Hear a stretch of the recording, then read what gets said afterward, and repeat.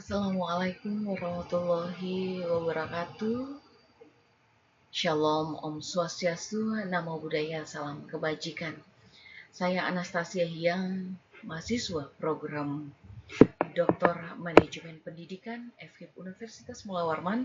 Pada kesempatan ini akan mempresentasikan materi tentang hakikat dan pentingnya manajemen pendidik dan tenaga kependidikan dengan dosen pengampu yang kami hormati, Ibu Profesor Dr. Laili Komariah MSI. Dan kita akan memasuki materi kita yang pertama tentang hakikat dan pentingnya manajemen pendidik dan tenaga kependidikan. Pada pokok pembahasan, kita akan membahas tentang pengertian manajemen pendidik dan tenaga kependidikan, kemudian yang selanjutnya tentang hakikat pendidik dan tenaga kependidikan, kemudian alasan pentingnya manajemen pendidik dan tenaga kependidikan. Dan juga kita akan mempelajari tentang tujuan manajemen pendidik dan tenaga kependidikan sampai kepada bagaimana proses manajemen bagi pendidik dan tenaga kependidikan. Dan pada kesempatan ini juga kita akan membahas tentang tupoksi, tugas dan fungsi pendidik dan tenaga kependidikan. Kemudian selain tugas dan fungsi, kita akan mempelajari tentang hak dan kewajiban pendidik dan tenaga kependidikan. Untuk mengimplementasikan hakikat dan pentingnya manajemen dalam pendidik dan tenaga kependidikan, kita juga akan melihat fondasi, yaitu kebijakan pendidik dan tenaga kependidikan. Kemudian kita akan mempelajari juga tentang kompetensi bagi pendidik dan tenaga kependidikan. Baik, kita memasuki materi kita yang pertama, pengertian manajemen pendidik dan tenaga kependidikan. Manajemen pendidik dan tenaga kependidikan adalah proses pengelolaan sumber daya manusia di institusi pendidikan, mulai dari perencanaan hingga pengawasan. Seperti contohnya di institusi pendidikan, kita mempelajari bagaimana masuknya manajemen mulai dari perencanaan, kemudian pengorganisasian, pelaksanaan, kemudian kepada pengawasan. Jika kita berbicara masalah manajemen, kemudian fokusnya manajemen pendidik dan tenaga kependidikan ini yaitu mengatur aktivitas secara efektif dan efisien guna mencapai tujuan pendidikan. Kemudian cakupannya apa saja? Cakupannya dari manajemen pendidik dan tenaga kependidikan yaitu rekrutmen, kemudian penempatan, pengembangan, evaluasi hingga pemberhentian pendidik dan tenaga kependidikan. Nah, kalau bicara masalah manajemen pendidik dan tenaga kependidikan, kita boleh mengambil contoh seperti kepala sekolah merencanakan mulai dari jumlah guru, kemudian bagaimana nanti kepala sekolah menempatkan para guru, para pendidik ini sesuai dengan bidang atau kemampuannya masing-masing sesuai dengan bidang studinya. Kemudian setelah itu bagaimana seorang kepala sekolah ya setelah menempatkan para guru, para pendidik sesuai dengan bidangnya, kemudian harus mengevaluasi juga, melakukan pengawasan terhadap kinerja para pendidik, seperti itu contohnya. Nah, kemudian selanjutnya kita akan mempelajari tentang pendidik. Jadi pendidik ini siapa saja sih? Pendidik ini adalah mereka yang memiliki profesi, seperti contohnya guru, kemudian dosen, konselor, kemudian pamong belajar, widya suara, tutor, instruktur, fasilitator, kemudian seperti pelatih, dan juga mereka yang memiliki profesi yang berfungsi sebagai agen pembelajaran peserta didik.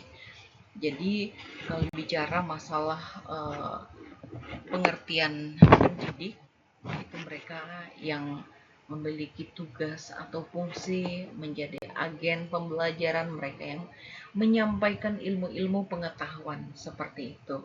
Nah, kemudian mari kita lihat kembali pengertian tenaga kependidikan berdasarkan Undang-Undang Nomor 20 Tahun 2003 tentang Sistem Pendidikan Nasional pada pasal 1 ayat yang kelima. Menurut Hasbullah pada tahun 2006, tenaga kependidikan ini adalah anggota masyarakat yang mengabdikan diri dan diangkat untuk menunjang penyelenggaraan pendidikan. Nah, kemudian kalau bicara masalah pendidik, berarti mereka yang biasanya menjadi seorang dosen begitu. Kalau bicara masalah tenaga kependidikan ini, mereka yang membantu, misalnya kalau di kampus atau di perguruan tinggi, tenaga kependidikan ini adalah mereka yang membantu proses pembelajaran seperti administrator gitu ya.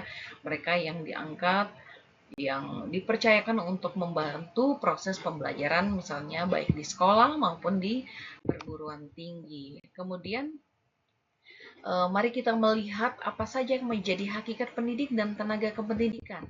Yang pertama adalah pendidik dan tenaga kependidikan ini menjadi aktor utama atau aktor kunci.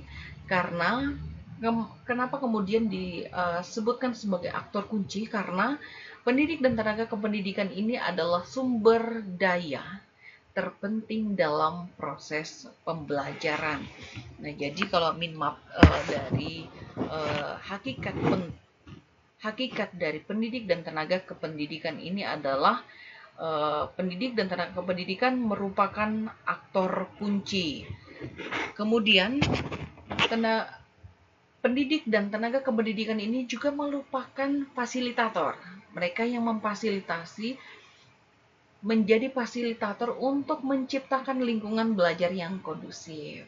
Seperti mereka yang menciptakan bagaimana dunia pendidikan ini bisa sesuai dengan teori, dan kemudian mereka lah yang menjadi fasilitator untuk menyampaikan kepada peserta didik, baik kepada siswa, murid, kemudian kepada para mahasiswa. Mereka menjadi fasilitator. Dan yang menjadi faktor utama dari hakikatnya pendidik dan tenaga kependidikan yaitu adalah mereka adalah agen pembaharuan atau agen perubahan, karena mereka profesi ini, pendidik dan tenaga kependidikan ini adalah motor penggerak inovasi pendidikan. Mereka lah yang duluan mengetahui seperti ilmu ketika mereka mau menyampaikan materi kepada murid, kemudian kepada mahasiswa. Mereka inilah yang membangun inovasi dalam dunia pendidikan. Mereka mempelajari, kemudian mereka inilah yang meramu materi atau teori-teori, kemudian disampaikan kepada peserta didik atau para mahasiswa. Mereka ini adalah motor penggerak yang menyampaikan ilmu pengetahuan kepada peserta didik. Kemudian hakikatnya pendidik dan tenaga kependidikan ini adalah hakikat profesional, di mana hakikat profesional ini atau seharusnya gitu, bicara masalah hakikat berarti bicara masalah seharusnya gitu ya. Tenaga pendidik itu mereka adalah pendidik dan tenaga kependidikan yang menjalankan tugas secara profesional.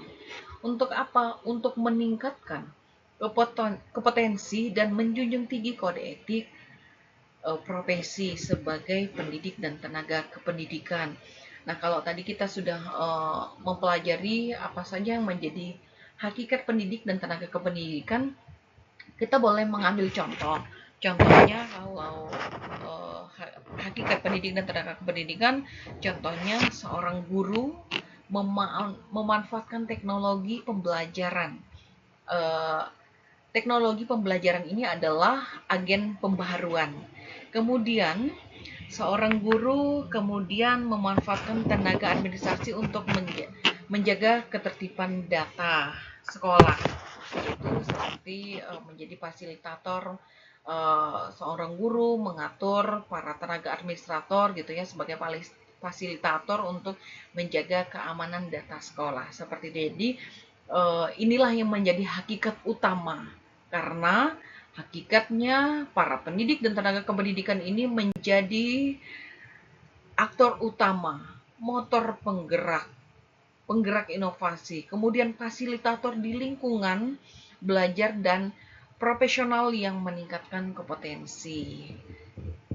Kemudian selanjutnya kita akan mempelajari alasan pentingnya manajemen bagi pendidik dan tenaga kependidikan. Nah, ini adalah 8 alasan mengapa pentingnya manajemen bagi pendidik dan tenaga kependidikan.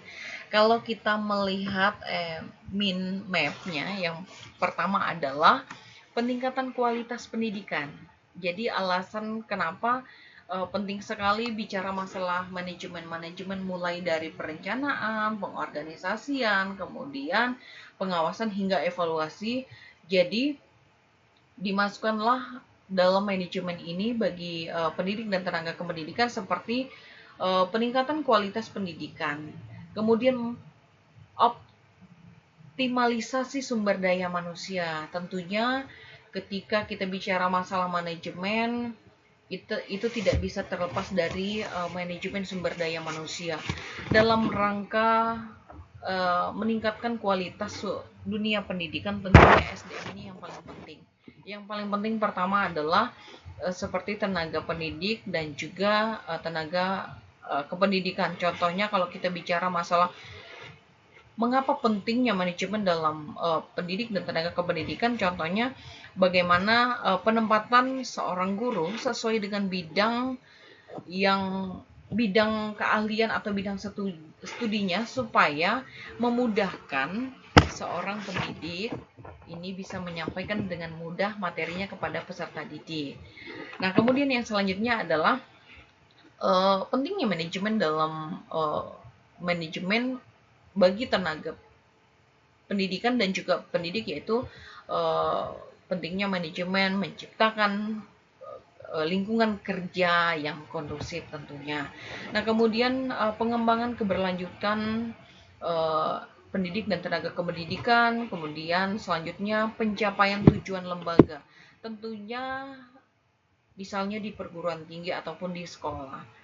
Kita pasti suatu lembaga pasti memiliki tujuan yang luar biasa. Contohnya kalau kita bicara masalah pendidik dan tenaga kependidikan di lingkungan perguruan tinggi, tentunya misi dari perguruan adalah mencetak gitu ya, melahirkan generasi-generasi yang berkualitas secara kompetensi dan keahlian.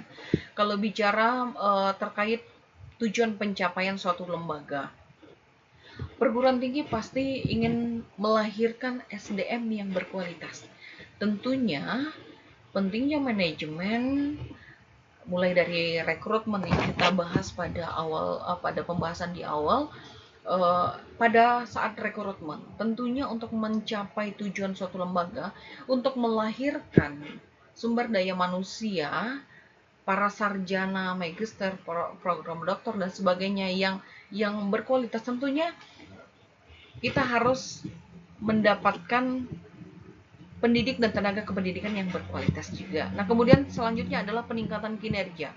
Untuk peningkatan kinerja, tentunya seorang pimpinan atau atasan, baik kepala sekolah, kemudian rektor, dekan, tentunya mereka akan melihat bagaimana kinerja para pendidik dan tenaga kependidikan, mulai dari disiplin kerja, kemudian bagaimana kemudian mereka bisa dalam hal pengajaran, bagaimana mereka memberikan edukasi, inovasi dalam menciptakan lingkungan kerja yang kondusif. Kemudian tentunya dalam manajemen pendidik dan tenaga kependidikan, perekrutan yang adil itu tentunya menjadi alasan penting. Kemudian harapannya untuk pentingnya manajemen untuk pendidik dan tenaga kependidikan adalah dalam perekrutan tentunya perekrutan yang transparan, adil, sesuai dengan kompetensi dan kapasitas.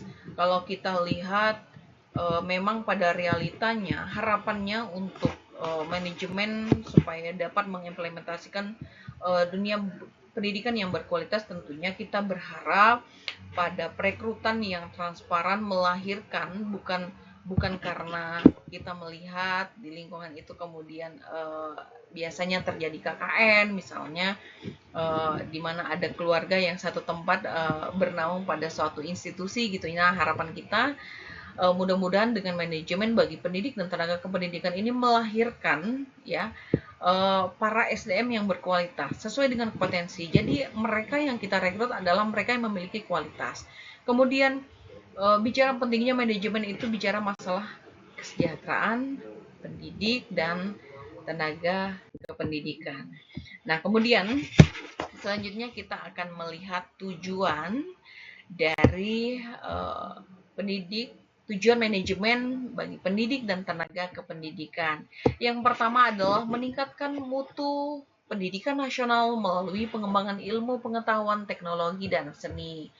Nah, kalau bicara masalah tujuan manajemen dan tenaga manajemen dalam atau bagi pendidik dan tenaga kependidikan, yaitu meningkatkan mutu pendidikan nasional melalui ilmu pengetahuan seorang pendidik, ini memberikan ilmu pengetahuan kepada peserta didik, kemudian bukan bicara masalah ilmu pengetahuan melalui teori, melalui materi saja, tapi bagaimana seorang pendidik melalui manajemen tadi, yaitu kalau bicara masalah penyampaian ilmu pengetahuan kepada peserta didik, contohnya dari ilmu pengetahuan.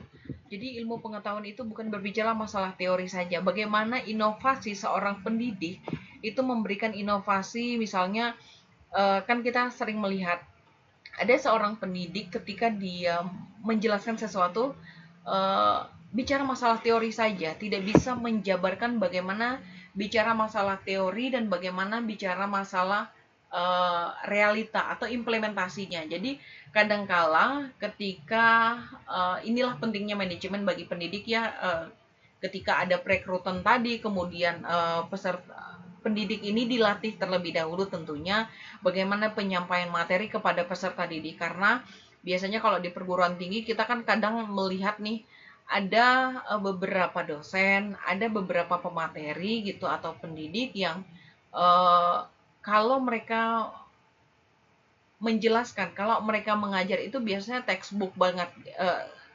Contohnya mereka sekedar membaca, tidak ada penguasaan public speaking yang baik. Nah, tentunya ilmu pengetahuan ini bukan bicara masalah teori saja. Sekali lagi saya sampaikan bahwa kita juga bicara masalah teori, kemudian bicara juga masalah implementasi dan juga contoh-contoh konkret kepada mahasiswa atau peserta didik kita. Nah, kadang-kala kan kita melihat ada para pengajar yang hanya menyampaikan ilmu pengetahuan tuh seperti ini loh gitu, tapi tidak bisa menjabarkan bagaimana contoh-contohnya.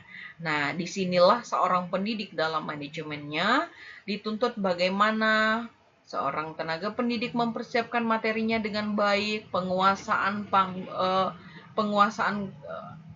kalau misalnya seorang pembicara penguasaan panggung, bagaimana dia menjabarkan, bagaimana knowledge-nya, kemudian body language-nya, bagaimana dia bisa mempresentasikan. Karena kalau kita bicara masalah tenaga pendidik, para pengajar contohnya, kadang-kala mahasiswa itu lebih senang dengan pendidik atau seorang dosen yang bisa menjabarkan baik dari teorinya dan juga bisa menjelaskan secara konkret.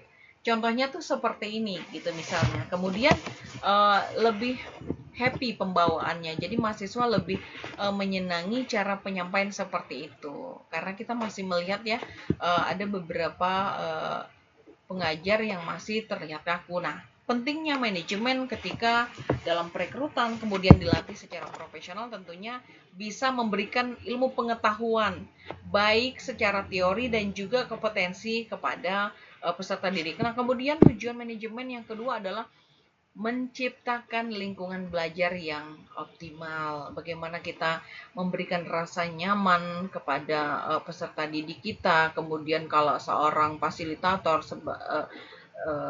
administrator misalnya, mereka bisa menciptakan lingkungan yang sehat, lingkungan yang tanpa persaingan yang sehat gitu ya, karena kita bicara masalah dunia pendidikan, tentunya pasti inginnya kita menciptakan lingkungan dunia pendidikan yang sehat. Kemudian yang selanjutnya adalah membangun sumber daya manusia, pendidik dan tenaga kependidikan yang handal, kreatif, berprestasi melalui pengawasan dan pengelolaan. Nah, tadi saya dari awal mengatakan bahwa manajemen itu bicara masalah perencanaan, pengorganisasian, pengawasan sampai mengevaluasi.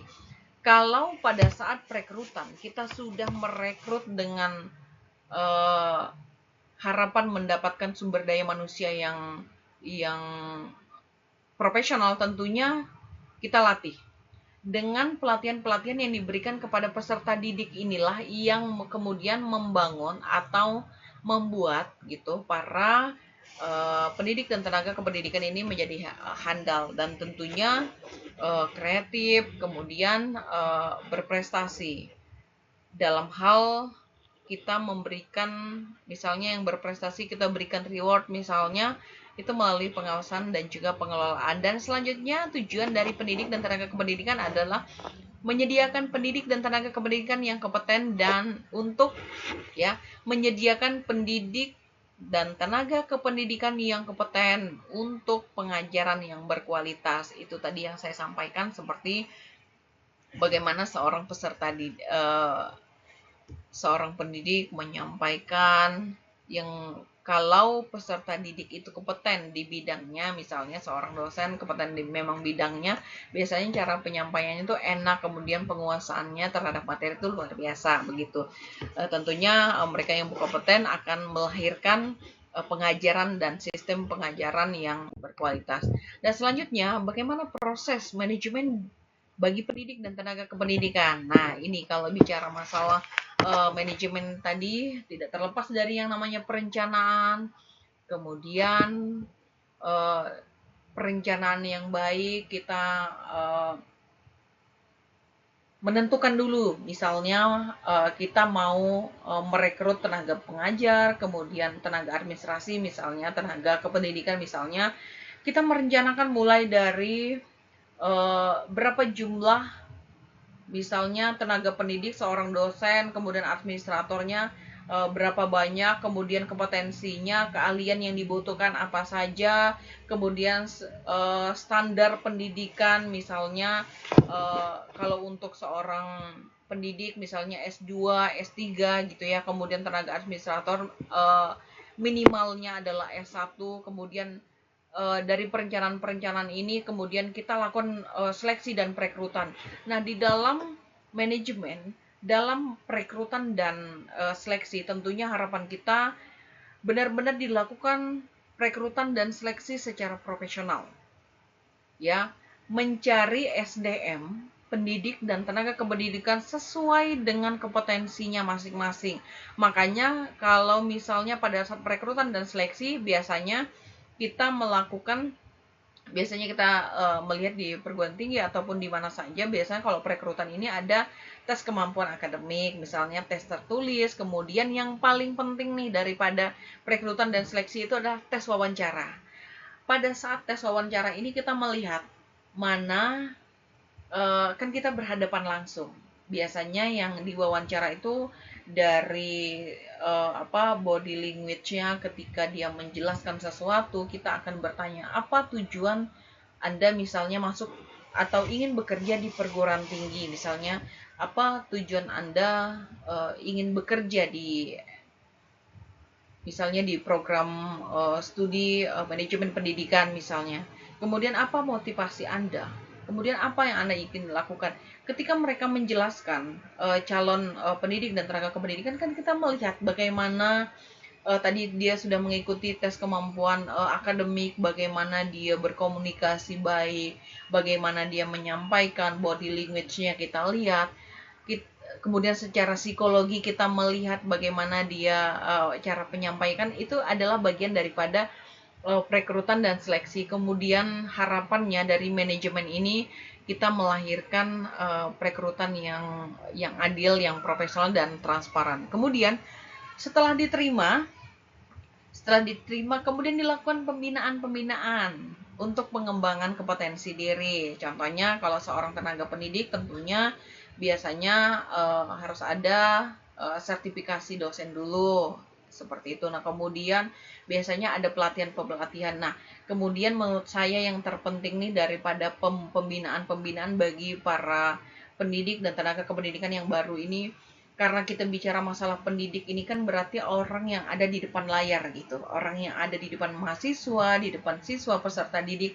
Ada salah satu kemampuan yang uh, harus menurut saya, karena saya biasa melihat para pembicara gitu. Hal penting melalui manajemen pembinaan untuk pengembangan sumber daya manusia khusus bagi pada pendidik adalah pelatihan public speaking. Ini adalah pelatihan pembinaan yang sangat-sangat penting sekali.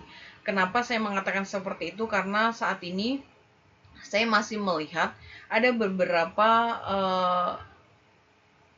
pendidik yang cara penyampaiannya di depan mahasiswa itu ada yang mereka mungkin kalau biasanya kita di bangku kuliah biasanya kita melihat ada teman-teman kita atau ada mahasiswa yang kalau misalnya mereka itu seperti hanya bisa menjadi penteori. Contohnya ini pengalaman ketika kuliah Bapak Ibu sekalian, eh, saya melihat ada yang cerdas atau pintar gitu ya.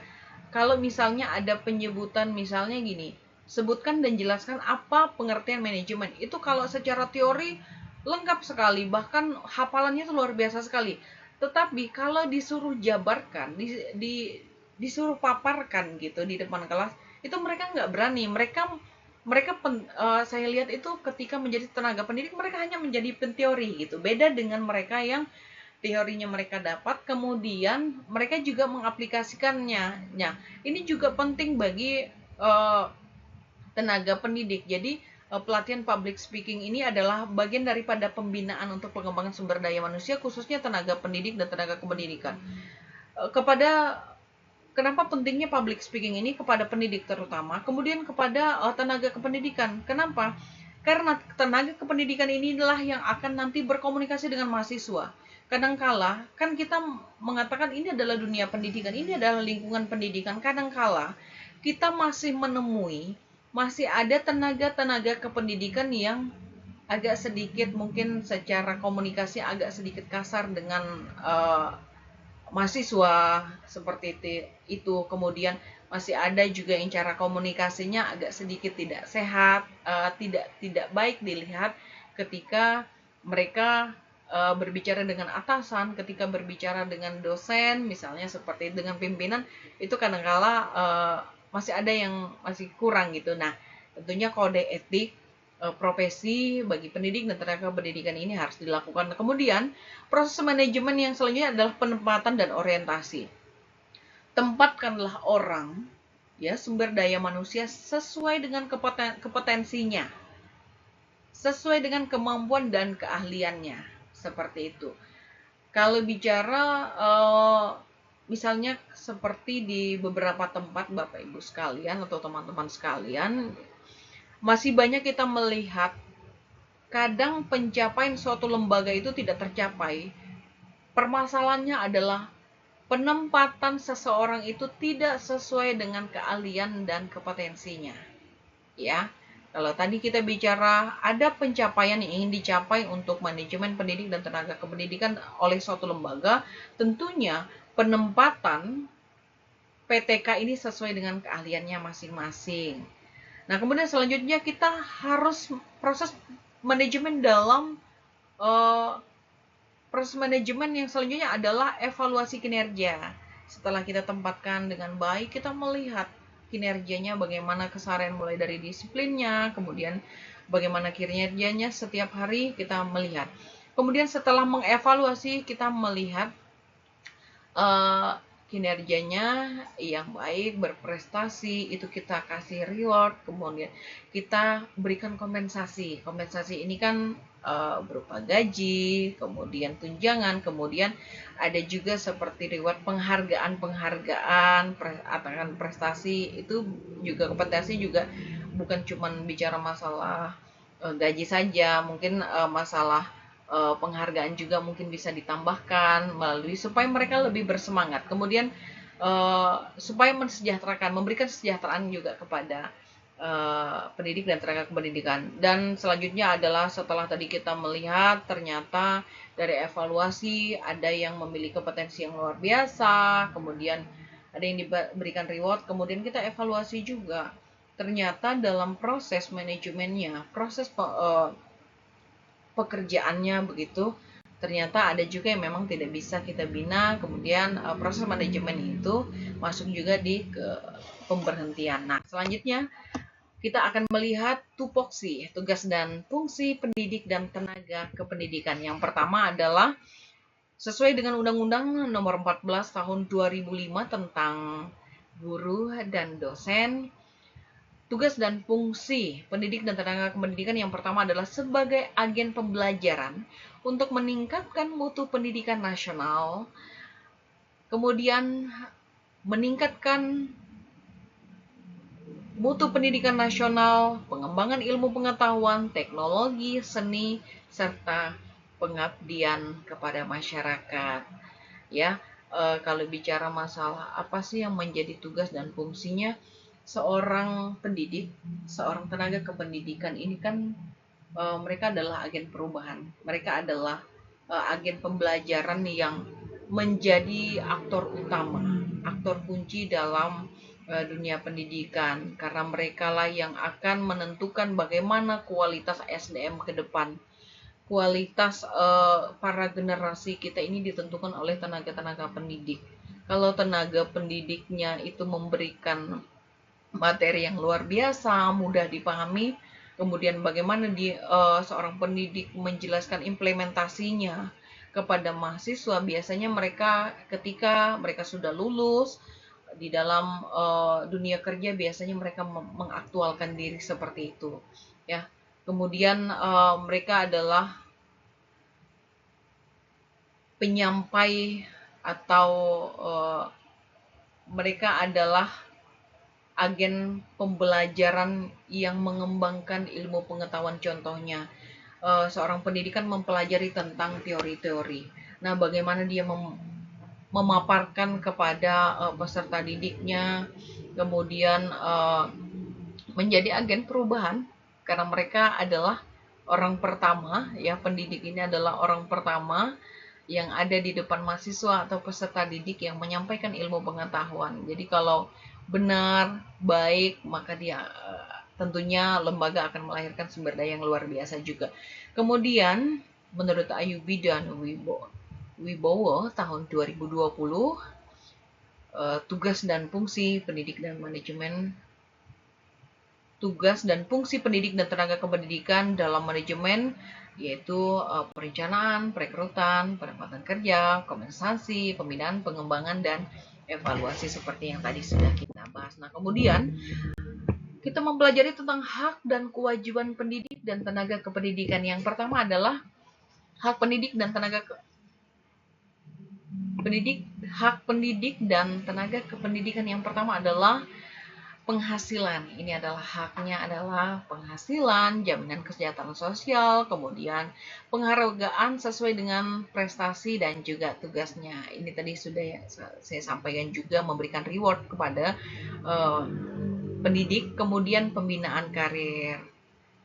Tentunya biasanya kalau dosen-dosen yang berprestasi, kemudian dosen-dosen yang biasanya memenuhi kompetensi, memiliki kualifikasi untuk kenaikan golongan, biasanya kita juga memberikan pembinaan karir, peningkatan jenjang karir, kemudian hak pendidik dan tenaga kependidikan juga mendapatkan perlindungan hukum, kemudian kesempatan penggunaan sarana dan prasarana. Ini adalah hak pendidik dan tenaga kependidikan. Kemudian apa saja yang menjadi kewajiban dari pendidik dan tenaga kependidikan? Yang pertama adalah menciptakan suasana pendidikan yang bermakna.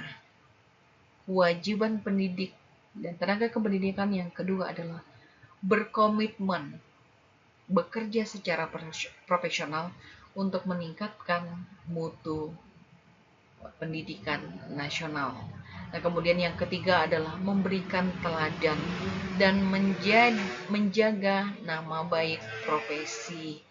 Ya, kalau di akhir-akhir ini, kalau di media sosial kita sering melihat ya ada pelecehan seksual oleh seorang dosen kepada mahasiswa misalnya. Nah, disinilah kewajiban seorang pendidik menjaga nama baik institusi, lembaga kependidikan, menjaga nama baik profesi, karena profesi pendidik dan tenaga kependidikan adalah profesi yang sangat penting untuk meningkatkan sumber daya manusia di Indonesia atau di mana saja, dan tentunya harus memberikan teladan kepada mahasiswa dan peserta didik.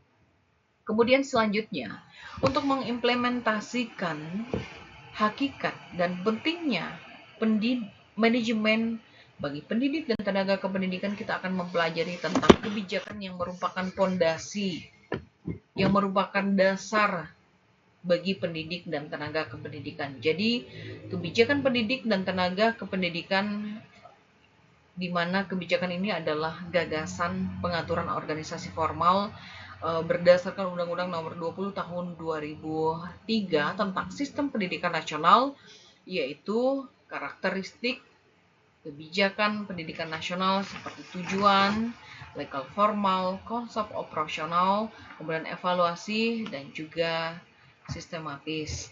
Ini adalah kebijakan-kebijakan yang menjadi pondasi dalam mengimplementasikan dunia pendidikan melalui sistem pendidikan nasional.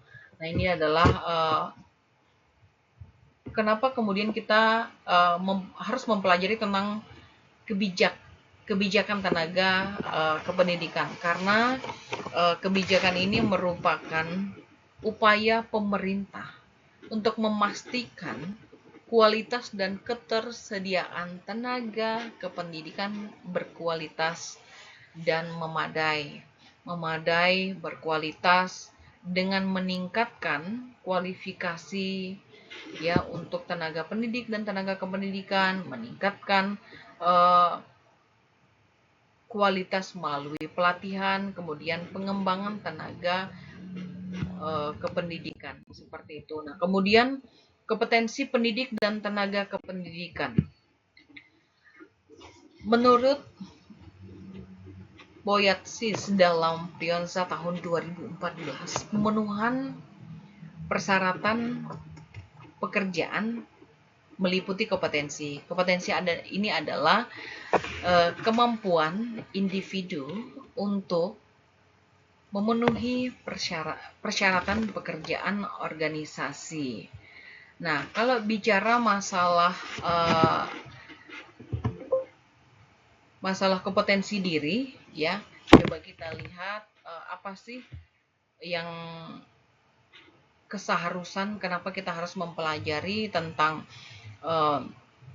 kompetensi ini, karena kompetensi seorang pendidik dan tenaga kependidikan ini sangat penting. Tadi di awal juga saya sudah sampaikan bahwa dalam perekrutan kita harus melihat apa saja kompetensi atau keahlian atau kemampuan seorang pendidik dan tenaga kependidikan. Karena ini menjadi tuntutan, jadi kemampuan memenuhi tuntutan pekerjaan organisasi. Nah, apa saja yang masuk dalam kompetensi seorang pendidik dan tenaga kependidikan? Mari kita lihat. Yang pertama yaitu kemampuan pedagogi, kemudian kemampuan kepribadian, ya. Dan kita akan mempelajari apa saja yang masuk dalam kompetensi pedagogi. Yang pertama adalah kemampuan mengajar. Pendidik harus memiliki keterampilan mengajar yang efektif untuk menyampaikan materi yang baik. Contohnya tadi, apa saja yang menjadi kemampuan pedagogik ini untuk kemampuan mengajar? Contohnya, bagaimana masuk dalam perencanaan bagaimana seorang pendidik merencanakan materinya, menyiapkan materinya dengan baik, menyiapkan PowerPoint-nya, buat PowerPoint yang menarik supaya enak dipahami, supaya biasanya kalau mahasiswa itu mereka lebih senang ketika melihat materi, mereka melihat gambar, mereka melihat tulisan, kemudian bisa kita jabarkan dengan baik. Nah, itu adalah bagian daripada kemampuan pedagogik. Bagaimana kemampuan mengajar, ya, kemampuan keterampilan bagaimana kita bisa menyampaikan dengan efektif, ya, dengan baik. Kemudian contohnya lagi, misalnya seorang guru dalam mengelola kelas pedagogik, kemudian bagaimana kan anak-anak, kenapa seorang pendidik harus memiliki kemampuan dalam hal menyampaikan. Menghadapi anak-anak milenial zaman sekarang itu berbeda cara berpikirnya. Yang pertama adalah kalau kita dulu kemampuan apa ya, menurut biasanya kemampuan untuk meneladani guru atau menghormati guru itu kan luar biasa. Jadi ketika saya ingat dulu zaman kita dulu atau zaman orang tua kita dulu, biasanya kalau guru menjelaskan itu kita sangat santun sekali, bahkan cara duduk kita sangat hormat sekali. Berbeda dengan anak-anak zaman sekarang. Kenapa? Mereka sudah melihat dunia dari handphone, mereka sudah jauh lebih lihai menggunakan teknologi, jadi bermacam-macam karakter manusia yang mereka adopsi, yang mereka lihat, mereka rekam, terutama untuk anak-anak. Jadi kadang kemampuan mereka dalam hal berbicara itu kadang kita ada sedikit ada sedikit perbedaan masa zaman. Nah, dalam hal ini, disinilah seorang pendidik dituntut untuk memiliki kemampuan yang terampil, efektif dalam cara penyampaian. Kadang mereka zaman sekarang jauh lebih kritis. Jadi bagaimana kita memiliki, jadi anak-anak zaman sekarang gitu ya, anak-anak milenial zaman sekarang jauh lebih kritis gitu, jauh lebih idealis seperti itu. Jadi bagaimana kita memiliki kemampuan. Kemudian penguasaan materi dalam hal penguasaan materi yang mendalam terhadap mata pelajaran atau mata kuliah yang diajarkan sangat penting bagi seorang pendidik. Nah, ini juga dalam kemampuan pedagogik ini juga sepertinya penting sekali. Seperti yang saya sampaikan tadi, pelatihan public speaking, bagaimana cara menyampaikan yang baik, bagaimana kita berdialog dengan mahasiswa, dan juga memberikan materi yang menarik, karena mereka lebih suka dengan cara penyampaian yang menarik. Kemudian yang selanjutnya adalah kemampuan kepribadian. Nah, pada saat perekrutan kita mewawancarai, tentunya kita melihat dari sisi etika.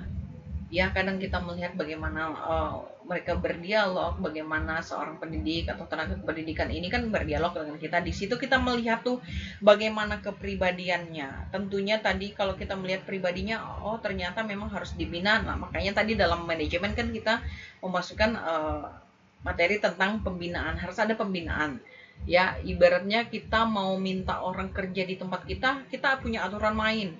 Kamu mau kerja, Anda mau bekerja di institusi ini aturan-aturannya, ini keseharusannya, gitu, ini hakikatnya seperti itu. Nah, kompetensi kepribadian bicara masalah integritas dan etika. Pendidik harus menunjukkan integritas dan etika dalam melaksanakan tugasnya. Ya, sangat penting sekali bicara masalah etika.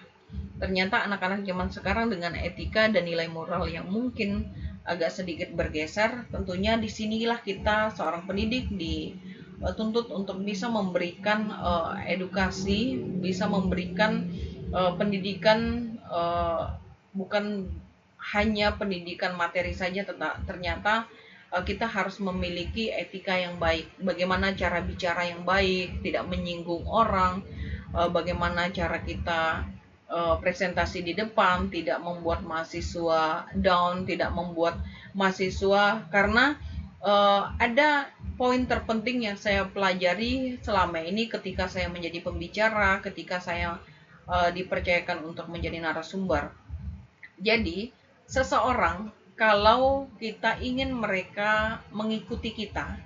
Kan seorang pendidik ini kan menyampaikan sesuatu supaya bisa dilakukan apa yang kita perintahkan, apa yang kita sampaikan. Jadi tujuan daripada penyampaian kita ini adalah supaya orang mau melakukan gitu. Nah, biasanya seorang audiens, seorang peserta didik ataupun mahasiswa itu dia akan tertarik dengan materi kita ketika dia menyukai kita terlebih dahulu. Jadi ketika dia menyukai, ya, menyukai peserta didiknya, dia akan mudah mencerna. Dia akan mudah menerima apa yang materi yang disampaikan. Nah, kemudian kemampuan interpersonal, kemampuan berkomunikasi dan berinteraksi dengan peserta didik merupakan aspek yang terpenting. Ternyata komunikasi ini sangat penting. Dalam dunia apa saja, dalam sektor apa saja, komunikasi ini adalah bagian yang terpenting. Kalau kita memiliki kepribadian yang baik, pasti kita memiliki etika yang baik, pasti juga kita akan memiliki cara komunikasi yang baik. Karena komunikasi yang baik adalah bagian daripada pencapaian tujuan pembelajaran kita. Untuk meningkatkan mutu pendidikan nasional, komunikasi yang baik dari seorang pendidik dan tenaga kependidikan ini sangat-sangatlah penting. Kemudian yang selanjutnya adalah kompetensi sosial. Kompetensi sosial ini bagaimana kita menciptakan misalnya seorang dosen, bagaimana kita menciptakan kerjasama yang baik dengan rekan kerja, kemudian seorang administrator, tenaga kependidikan tadi bagaimana berkomunikasi, menciptakan lingkungan kerja yang baik. Karena kenapa kita harus bekerja sama? Rumah kedua kita dari rumah utama itu adalah tempat kita bekerja. Sekali lagi saya sampaikan kenapa kita harus menciptakan kondisi lingkungan yang nyaman, yang kondusif, karena rumah kedua kita adalah dunia kerja atau tempat kerja kita itu adalah rumah kedua kita. Rumah pertama kita adalah rumah utama kita, yang kedua adalah lingkungan kerja kita. Kalau kita bisa menciptakan lingkungan kerja yang baik, pasti tujuan dari institusi kita atau rumah kita pasti akan baik. Nah, seorang pendidik dan tenaga kependidikan harus mampu bekerja sama dengan rekan kerjanya untuk mencapai tujuan bersama. Kemudian, kemampuan kompetensi sosial, komunikasi efektif dengan peserta didik dan kolega sangat penting untuk menciptakan lingkungan kerja yang kondusif.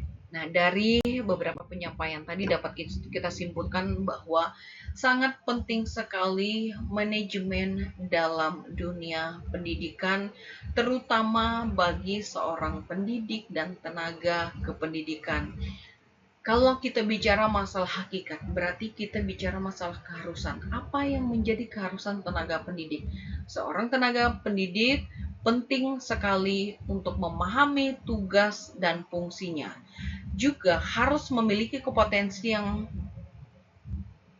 diri seperti kompetensi yang baru saja kita bahas, kompetensi pedagogi, kemudian kepribadian yang baik, kompetensi sosial, bagaimana kita menciptakan lingkungan kerja yang baik. Itulah hakikat daripada pendidik dan tenaga kependidikan. Kemudian kita juga harus menciptakan lingkungan belajar yang berdaya saing. Kemudian kita juga harus mempelajari tentang kebijakan pendidikan untuk memberikan fondasi yang kuat untuk mengimplementasikan manajemen dalam pengaplikasian proses manajemen bagi pendidik dan tenaga kependidikan dalam rangka pengembangan dunia pendidikan dan tujuan pendidikan. Bapak Ibu sekalian, teman-teman sekalian, saya ucapkan terima kasih atas perhatiannya sudah menyaksikan materi tentang hakikat dan pentingnya manajemen bagi pendidik dan tenaga kependidikan. Sekali lagi saya sampaikan bahwa manajemen dalam berbagai sektor itu harus kita pahami, terutama pentingnya manajemen bagi pendidik dan tenaga kependidikan. Mudah-mudahan materi ini bisa memberikan kontribusi pemikiran kepada kita semua, dan mudah-mudahan juga materi ini dapat bermanfaat dalam kita menjalankan fungsi manajemen di tempat pekerjaan kita masing-masing. Dan sekali lagi saya ucapkan terima kasih kepada dosen pengampu manajemen pendidikan dan tenaga kependidikan yang kami hormati, Ibu Profesor Dr. Laili Komari MSI, yang sudah memberikan pemahaman kepada kami para mahasiswa program Dr. Manajemen Pendidikan FKIP Universitas Mula Warman. Terima kasih sekali lagi Ibu. Mudah-mudahan materi yang Ibu sampaikan dan juga materi yang dapat kami pahami mudah-mudahan bisa memberikan sumbangsih pemikiran dalam rangka meningkatkan sumber daya manusia, dalam rangka memasukkan manajemen pendidikan dalam implementasi bagi para pendidik dan tenaga kependidikan. Sekali lagi saya mengucapkan terima kasih yang luar biasa untuk yang menyaksikan materi ini. Saya juga mohon maaf jika dalam penyampaian materi ini ada kata-kata atau hal-hal yang kurang berkenan, saya mohon maaf. Dan akhir kata, saya Anastasia Hyang mengucapkan wassalamualaikum warahmatullahi wabarakatuh. Om Santi Santi Om. Salam damai sejahtera untuk kita semua.